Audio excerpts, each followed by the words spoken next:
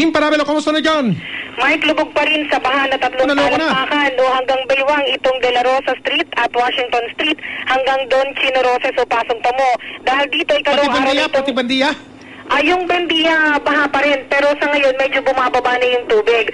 Pero ang naglalakas, ang lumulusong pa rin ay yung mga pampasaherong bus. Wala pa rin lumulusong na mga pampasaherong jeepney. Yung mga light vehicles hindi rin sinusubok na lumusong.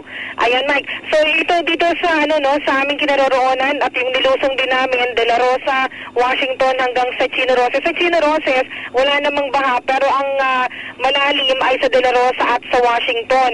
May isang talampakan namang baha sa doon sa isang portion ng Osmeña Highway. Ito yung paanan ng Buendia flyover kapag nanggagaling sa Magallanes. Kaya yung mga motorista ay gumigit na sa may Center Island para iwasan yung maliit na portion na may tubig. Pagkatapos niyan, maayos na makakaakyat sa Buendia flyover ang mga motorista at makakadaan din sa ilalim nito diretso sa area ng Quirino Avenue. Ang problema ay itong malalim na baha kapag mula Osmeña Highway ay kakanan sa Buendia Avenue De La Rosa. Nakakalusong ang mga bus at yung kagaya ng ating crew cab na medyo mataas, pero hindi ito kakayanin ng mga light vehicles dahil malalim ang tubig hanggang itaas ng tuhod kapag kanilakad. Kaya yung mga mag-oopisina sa may Ayala Avenue at Buendia Avenue dumudulay sa Center Island. Nakalilis yung mga pantalon at bitbit ang mga sapatos na pang-opisina. Kapag lumusong kasi sa tubig baha, inaalon itong mga tao kapag may dumadaang bus. Kumpol yung mga pasahero sa kantong-kanto ng Osmeña at De La Rosa. Walang pampasaherong jeepning dumadaan.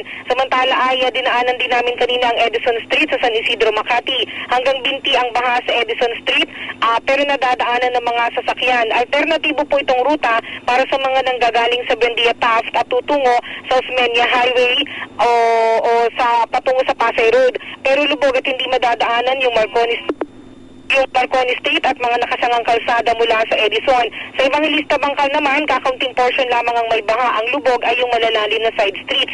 Sa ngayon naman, Mike, ay ambon-ambon na lamang ang nararanasan dito sa Makati area matapos ang kanina ay parang gigil na buhos ng ulan.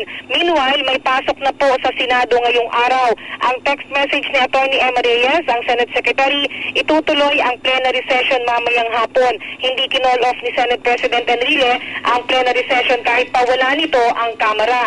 Ay niling na sumipot ang mga senador na wala namang problema sa pagtungo sa Senado. Diskresyon naman ng senador kung itutuloy ang mga ipinatawag na public hearing ngayong araw. Ang Senate employees na hindi naman makararating ay excused. Tanyong kapuso, Nim Parabelo, nagulat sa Super Balita sa Umaga Nationwide. At kung